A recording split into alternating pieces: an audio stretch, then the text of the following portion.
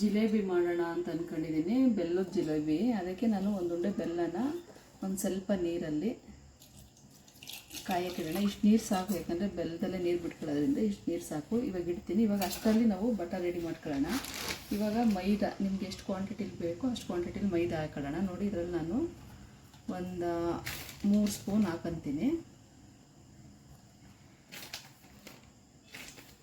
ನಿಮ್ಗೆ ಎಷ್ಟು ಜನ ಇರ್ತಾರೋ ಏನೋ, ನೀವು ಅಕಸ್ಮಾತ್ ಫಸ್ಟೇ ಟ್ರೈ ಮಾಡಬೇಕು ಅಂದರೆ ಒಂದೊಂದೇ ಸ್ಪೂನ್ ಹಾಕ್ಕೊಳ್ರಿ.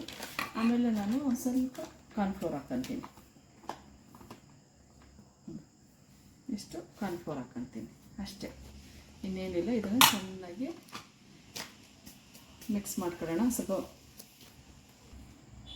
ಇವಾಗ ಇದಕ್ಕೆ ಒಂದೇ ಒಂದು ಚಿಟಿಕೆ ಸೋಡಾ, ಒಂದೇ ಒಂದು ಚಿಟಿಕೆ. ಅಕಸ್ಮಾತ್ ನಮಗೆ ಸೋಡಾ ಆಗಲ್ಲ ಅನ್ನೋರು ನೀವು ಏನೋ ಮಿಕ್ಸ್ ಮಾಡ್ಕೋಬೋದು, ಇನ್ನೂ ಇದಾಗಿರುತ್ತೆ.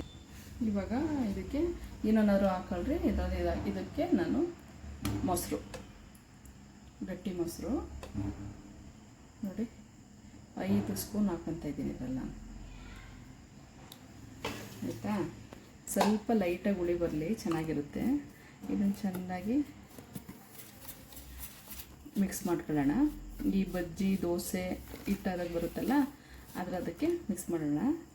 ಕೈಲೇ ಮಿಕ್ಸ್ ಮಾಡ್ಕೊತೀನಿ ನಾನು. ಇವಾಗ ಸ್ವಲ್ಪ ನೀರು ಹಾಕಿ ಆವಾಗವಾಗ ಇದು ಮಾಡಬೇಕು. ಬರೀ ಜಾಸ್ತಿ ಒಂದೇ ಸಲ ನೀರು ಹಾಕಿದ್ರೆ ಗಂಟ್ಕೊಂಡ್ಬಿಡುತ್ತೆ, ಅದಕ್ಕೋಸ್ಕರ ಅಷ್ಟೇ. ಇವಾಗ ಮೊಸರು, ಸೋಡಾ, ಮೈದಾ, ಕಾರ್ನ್ಫ್ಲೋರ್ ಇದೆಯಲ್ಲ, ಅದನ್ನೆಲ್ಲ ಚೆನ್ನಾಗಿ ಮಿಕ್ಸ್ ಆಗಿ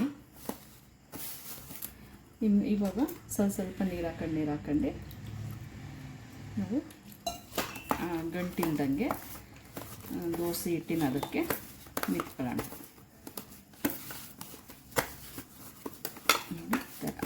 ಸ್ವಲ್ಪ ನೀರು ಹಾಕ್ಕೊಂಡು ಈ ಥರ ಇದು ಮಾಡಬೇಕು. ಒಂದೇ ಸಲ ನೀರು ಹಾಕಿದ್ರೆ ಏನಾಗಲ್ಲ, ಗಂಟಾಗ್ಬಿಡ್ತೈತೆ ಅಂತ ಅಷ್ಟೇ.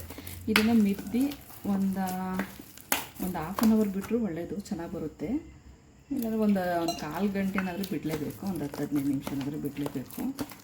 ಅಷ್ಟೊತ್ತಿಗೆ ನಾವು ಪಾಕ ಆಗೋ ಅಷ್ಟೊತ್ತಿಗೆ ಹಾಗೆ ಆಗಿರುತ್ತೆ ಇದು ಹಿಟ್ಟು. ಅದಕ್ಕೆ ಹಿಟ್ಟು ಫಸ್ಟು ಮಾಡ್ಕೊಬಿಟ್ರೆ ಆಮೇಲೆ ನಾವು ಬೇಕಾದರೆ ಪಾಕ ಇದು ಮಾಡ್ಕೋಬೋದು. ಈ ಥರ ನೀಟಾಗಿ ಇದು ಮಾಡ್ಕೊಂಡು ಮೇಯ್ನು ನಮಗೆ ಹೆಂಗೆ ಹಿಟ್ಟು ಕಲಿಸ್ತೀವೋ ಅದ್ರ ಮೇಲೆ ನಮಗೆ ನೋಡಿ ಈ ಥರ ಚೆನ್ನಾಗಿ ಈ ಥರ ನಾದಬೇಕು. ಈ ಥರ ನೋಡಿ, ಈ ಥರ ಕೈಯಲ್ಲಿ ನೀಟಾಗಿ ನೋಡಿ ನಾದಿದ್ರೆ ಹಿಂಗೆ ಬರಬೇಕು ಬಟರ್. ನೋಡಿ, ಇಷ್ಟರಲ್ಲಿದ್ದರೆ ಸಾಕು. ಇದನ್ನು ಒಂದು 10 ನಿಮಿಷ ಬಿಡೋಣ. ನೋಡಿ, ಇದರಲ್ಲಿ 1 ಗಂಟೆ ಇಲ್ಲ, ಏನಿಲ್ಲ. ನೋಡಿ, ನಿಮಗೆ ಅಕಸ್ಮಾತ್ ಅಷ್ಟು ಗೊತ್ತಾಗಲ್ಲ ಅಂದರೆ ನೀವು ಹಿಟ್ಟು ಹಿಂಗೆ ಮಾಡ್ತೀರಲ್ಲ, ಹಿಂಗಂದಾಗ ನೀಟಾಗಿ ಹಿಂಗೆ ಬೀಳಬೇಕು. ಇವಾಗ ಬ್ಯಾಟರ್ ರೆಡಿ ಆಯಿತು ಅಂತ ಇದನ್ನು ಒಂದು ಅರ್ಧ ಗಂಟೆ ಸೈಡಿಗೆ ಎತ್ತಿಕ್ಕಿ ನಾವು ಅಷ್ಟೊತ್ತು ಪಾಕದ ರೆಡಿ ಮಾಡ್ಕೊಳ್ಳೋಣ. ಇವಾಗ ನಾನು ಸ್ಟವ್ ಹಚ್ಚಿ ಬೆಲ್ಲದ ಪಾಕ ತೆಗಿತಾಯಿದ್ದೀನಿ. ನಿಮ್ಗೆ ಅಕಸ್ಮಾತ್ ಬೆಲ್ಲದ ಬೇಡ, ನಾನು ಸಕ್ಕರೆದೇ ಇರಲಿ ಅಂತಲೇ ನೀವು ಸಕ್ಕರೆದೇ ಪಾಕ ತಗೋಬೋದು. ನಾನು ಬೆಲ್ಲದ ತೆಗಿತಾಯಿದ್ದೀನಿ. ಸ್ವಲ್ಪ ನೀರು ಹಾಕಿದ್ದೀನಿ, ಒಂದು ಉಂಡೆ ಬೆಲ್ಲ ಹಾಕಿದ್ದೀನಿ. ಅದು ನೀಟಾಗಿ ಪಾಕ ಬರೋವರೆಗೂ ಇಡೋಣ. ಇವಾಗ ನಾವು ಜಿಲೇಬಿಗೆ ಇದೇನು ಹಿಟ್ಟು ಕಲಿಸಿ ಮಡಗಿದ್ವಲ್ಲ, ಇದು ರೆಡಿಯಾಗೈತೆ. ಇವಾಗ ನಾವು ಅದನ್ನು ಕರ್ಕೊಳ್ಳೋದಕ್ಕೆ ಎಣ್ಣೆ ಹಾಕೊಳ್ಳೋಣ. ನಾನು ಸನ್ಪ್ಯೂರ್ ಆಯಿಲ್ ಉಪಯೋಗಿಸ್ತಾ ಇದ್ದೀನಿ. ಅದಕ್ಕೆ ಎಷ್ಟು ಬೇಕೋ ಅಷ್ಟು ಆಯಿಲ್ ಹಾಕ್ಕೊಳ್ರಿ. ಆಮೇಲೆ ನಾನು ಪಾಕನೂ ರೆಡಿ ಮಾಡಿ ಇಟ್ಟಿದ್ದೀನಿ. ಬೆಲ್ಲದ ಪಾಕ ರೆಡಿಯಾಗಿದೆ ನೋಡಿ.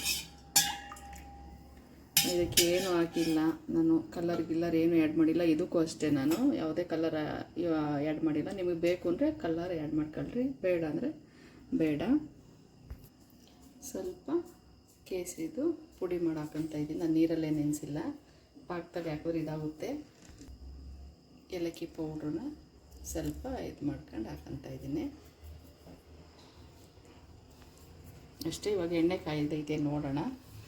ಇವಾಗ ಇದು ಹಾಲು ಕವರ್ ಇರುತ್ತಲ್ಲ, ಹಾಲು ಕವರ್ ಅದು ಸರಿ, ಪ್ಲಾಸ್ಟಿಕ್ದು ಇದಿರುತ್ತಲ್ಲ ಸಾರ್ಸು, ಅದಾದರೂ ಸರಿ, ಯಾವುದಲ್ಲಾದರೂ ಮಾಡಿ ನಾನು ಇದನ್ನು ಇವತ್ತು ನಂದಿನಿ ಹಾಲಿದಿರುತ್ತಲ್ಲ ಅದರಲ್ಲೇ ನಾನು ಕಟ್ ಮಾಡಿ ನಾನು ಇವಾಗ ಈ ಬಟರ್ ರೆಡಿ ಮಾಡ್ಕೊಂಡಿದ್ದೆನಲ್ಲ ಅದನ್ನು ಇದು ಒಳಗಡೆ ತುಂಬ್ತಾ ಇದ್ದೀನಿ.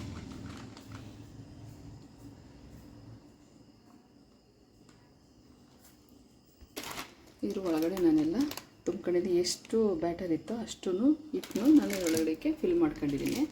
ನಾನು ಸ್ವಲ್ಪ ಮಾಡ್ಕೊಂಡಿರೋದೆ. ಅದಕ್ಕೆ ನೀವು ಒಂದು ರಬ್ಬರ್ ಆದರೂ ಹಾಕೊಳ್ಳಿ ಟೈಟಾಗಿ, ಇಲ್ಲಾಂದರೆ ಒಂದು ದಾರನಾದರೂ ಕಟ್ಟಿ ಈ ಥರ ಟೈಟಾಗಿ ರೆಡಿ ಮಾಡ್ಕೊಳ್ರಿ. ಇವಾಗ ಈ ಥರ ಮೂತಿ ಇರುತ್ತಲ್ಲ, ಇಲ್ಲಿ ಇಲ್ಲಾದ್ರೂ ಸರಿ ಆ ಕಡೆ ಸರಿ ಸ್ವಲ್ಪ ನಮ್ಗೆ ಯಾವ ಇದಕ್ಕೆ ಬೇಕೋ ಅದಕ್ಕೆ ಕಟ್ ಮಾಡ್ಕೊಳ್ಳೋಣ.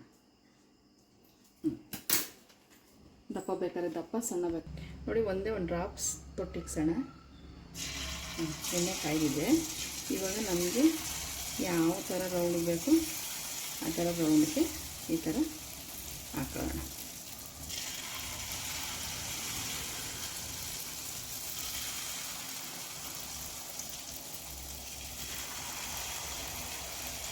ಮೂರು ನಾಲ್ಕು ಬಿಡಿ, ಎಲ್ಲ ಒಂದೇ ಸಲ ಇದು ಮಾಡಕ್ಕೆ ನೋಡಿ. ಈ ಥರ ಶೇಪ್ನ ನೀಟಾಗಿ ಬರುತ್ತೆ ನೋಡಿ. ಹೆಂಗೆ ಉಪ್ತಾ ಇದೆ ನೋಡಿ, ಎಷ್ಟು ಚೆನ್ನಾಗಿ ನೋಡಿ. ಈ ಥರ ನೋಡಿ, ಈ ಥರ ಒಂದು ಸಲ ಇದು ಮಾಡ್ಕೊಳ್ಳೋಣ. ನೀವು ಇನ್ನೂ ಕಲರ್ ಆ್ಯಡ್ ಮಾಡ್ಕೊಂಡ್ರೆ ಕೇಸರಿ ಕಲರು, ಯೆಲ್ಲೋ ಕಲರು ಯಾವುದಾದ್ರು ಇನ್ನೂ ಕಲರಾಗಿ ಬರುತ್ತೆ. ನಾನು ಯಾವುದೇ ಕಲರ್ ಆ್ಯಡ್ ಮಾಡಿಲ್ಲ, ಅದಕ್ಕೆ ಇದು ವೈಟಾಗಿ ಐತೆ ಅಷ್ಟೇ. ಸ್ವಲ್ಪ ಆಗಲಿ, ಆಮೇಲೆ ಪಾಕಕ್ಕೆ ಹಾಕೋಣ. ನೋಡಿ ಈ ಥರ ಕಲರ್ ಬಂದಿದೆ. ಇವಾಗ ಇದನ್ನು ಎತ್ತಿ ಒಂದು ಪ್ಲೇಟ್ಗೆ ಹಾಕೋಣ.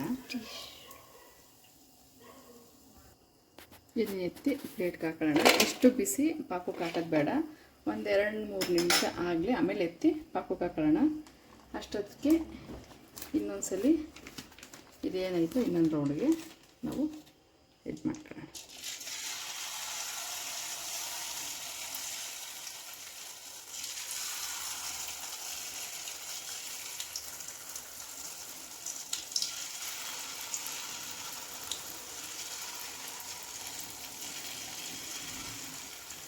ಯಾವ ಥರ ಶೇಪಲ್ಲಾದರೂ ಹಾಕೋಬೋದು.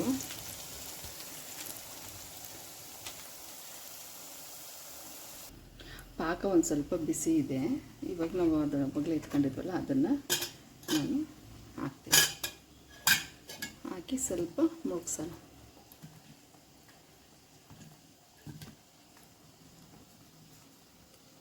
ಇದು ಒಂದು 5 ನಿಮಿಷ ಬಿಡಬೇಕು. ಅದನ್ನೇ ನೀಟಾಗಿ ಆ ಪಾಕ ಎಲ್ಲ ಒಳಗಡೆ ಹೋಗ್ಬೇಕು, ಅದು ಕುಡಿಬೇಕು ಚೆನ್ನಾಗಿ, ಆವಾಗಲೇ ಸಾಫ್ಟಾಗಿ ಚೆನ್ನಾಗಿರೋದು. ಅಷ್ಟೊತ್ತಿಗೆ ಇದೇನು ಹಾಕಿದ್ವಲ್ಲ ಇದನ್ನು ಇನ್ನೊಂದ್ಸಲ ಉಲ್ಟಾ ಮಾಡ್ಕೊಳ್ಳೋಣ.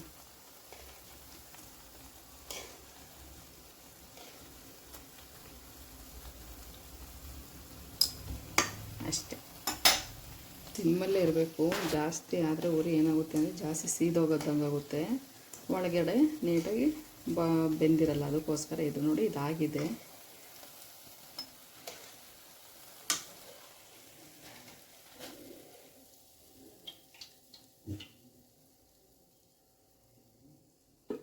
ಆಮೇಲೆ ಹಾಕೋಣ ಎಣ್ಣೆಗೆ. ಇವಾಗ ನನ್ನ ಮಗಳಿಗೋಸ್ಕರ ಹಾರ್ಟ್ ಶೇಪ್ ಬೇಕಂತೆ, ಜಿಲೇಬಿ.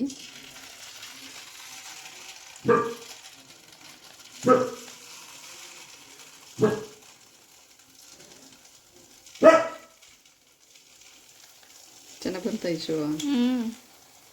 ಒಳಗಡೆ ಚೆನ್ನಾಗಿ ಬಂದಿಲ್ಲ, ಆಚೆ ಚೆನ್ನಾಗತ್ತಲ್ವಾ? ನೋಡೋಣ ಇನ್ನೊಂದು. ಇವಾಗ ಇನ್ನೊಂದು ಹಾರ್ಟ್ ಶೇಪ್ ಮಾಡ್ತೀನಿ. ಅದು ಸರಿ, ಅಯ್ಯ ಇದು ಸರಿ ಬರ್ತಿದೆ.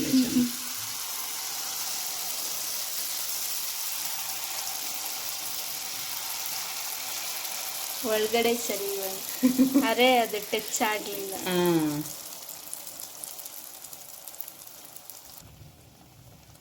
ನೋಡಿ ಶೇಪ್ ಚೆನ್ನಾಗಿ ಬರಲಿಲ್ಲ, ಯಾರು ಬೇಜಾರು ಮಾಡ್ಕೋಬೇಡಿ.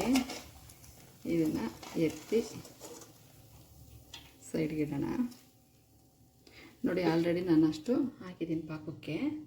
ಇವಾಗ ಸೈಡ್ ಇಡೋಣ. ಅದಾದಮೇಲೆ ಇದನ್ನು ಹಾಕೋಣ. ಇವಾಗ ನನ್ನ ಮಗಳು ಟ್ರೈ ಮಾಡ್ತಾಳಂತೆ, ನೋಡೋಣ. ಮಗಳು ಮಾಡ್ತಾವಳೆ. ವಾವ್,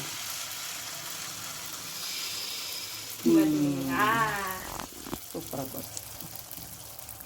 ಲಾಂಗ್ ಬರಬೇಕಾಗಿತ್ತು, ಪರವಾಗಿಲ್ಲ. ನನ್ನ ಮಗಳು ಬಿಡ್ತಾ ಇರಲ್ಲ ಫ್ರೆಂಡ್. ಫಸ್ಟು ಅಮ್ಮು ಹಂಗಲ್ಲ ಕಣವ, ಫಸ್ಟು ಇದರಿಂದ ಬರಬೇಕು, ಸೆಂಟ್ರಿಂದ ಚಿಕ್ಕ ಚಿಕ್ಕಗೆ ಬಂದು ಆಮೇಲೆ ದೊಡ್ಡದು ಮಾಡಬೇಕು. ನೋಡಿ ಫ್ರೆಂಡ್ಸ್, ನನ್ನ ಮಗಳು ಬಿಟ್ಟಿರೋದು ಚೆನ್ನಾಗಿ ಬಿಟ್ಟವಳೆ ಅಲ್ವಾ? ನಾವು ಇವಾಗ ಪಾಕಕ್ಕೆ ಎದ್ದಿದ್ವಲ್ಲ ಅದು ನೀಟಾಗಿ ಪಾಕ ಎಲ್ಲ ಕುಟ್ಕೊಂಡಿದೆ.